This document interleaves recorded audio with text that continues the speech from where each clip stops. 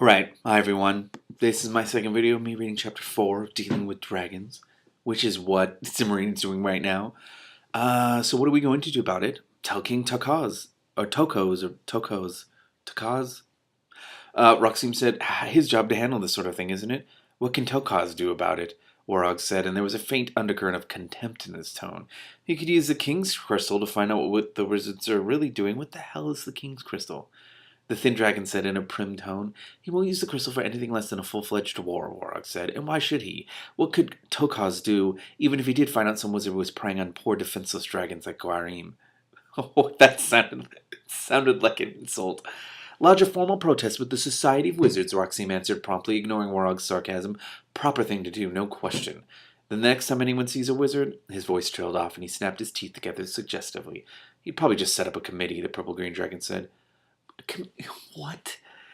Can't anyone think of something else? I don't think we should do anything until we have some idea what Zeminar was after, said the thin dragon. It could be important. We have to do something, the silver dragon said. Her claws clashed against the stone table. We can't have wizards wandering in and out whenever they please. Why, we'd lose half our magic in no time. Can wizards steal dragon magic? Is that a thing? Not to mention everyone sneezing themselves silly every time one of those dratted staffs gets too close, added the dragon at the far end. Oh, so are dragons allergic to wizards? The dragons began arguing among themselves about what to do and how best to do it. It reminded Cimmerian of the way her father's ministers argued. Everyone seemed to agree that something ought to be done about the wizards, but they each had a different idea about what was appropriate. Roxime insisted huffily that the only thing to do was inform the king, who would then make a formal protest. The thin dragon wanted to find out what the wizards were up to. She didn't say how this was to be done, before anyone tried to chase them off. The silver-green dragon wanted patrols sent out immediately to eat any wizard who ventured into the Mountains of Mourning.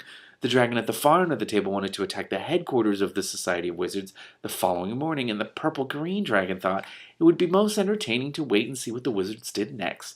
Warog was one of the only guests who did not have a proposal, though he made occasional comments, usually sarcastic ones, about everyone else's suggestions.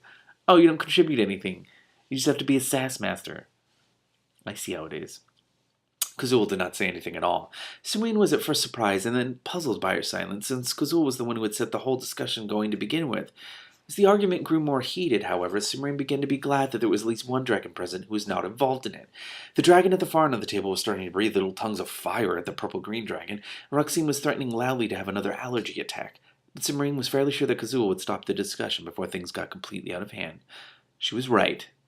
A moment later, while the dragon at the far end was taking a deep breath to continue arguing, and the thin dragon was winding up a long, involved train of logical reasons why her proposal was the best, Kazul said, "Thank you all for your advice.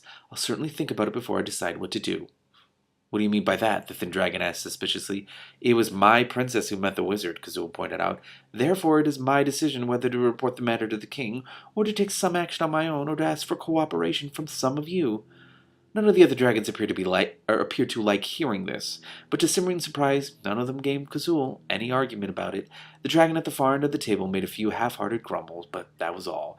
The conversation turned to the intricacies of several draconian romances that were currently in progress. As soon as her guests appeared to have calmed down, Kazul gave the signal for the empty moose dishes to be taken away, so Cimmerian only had a few incomprehensible snatches of the new conversation. She did not really mind. She had plenty to think about already. What? What would I don't understand. What does the wizard want? Cimmerian? But it's not like she's one of those, at least so far, it's not like Cimmerian's one of those characters who has like a secret magical power. She's just Cimmerian. Unless her power is her sass. What if the wizard wants sassiness? I don't know. I don't know what's going on. Okay.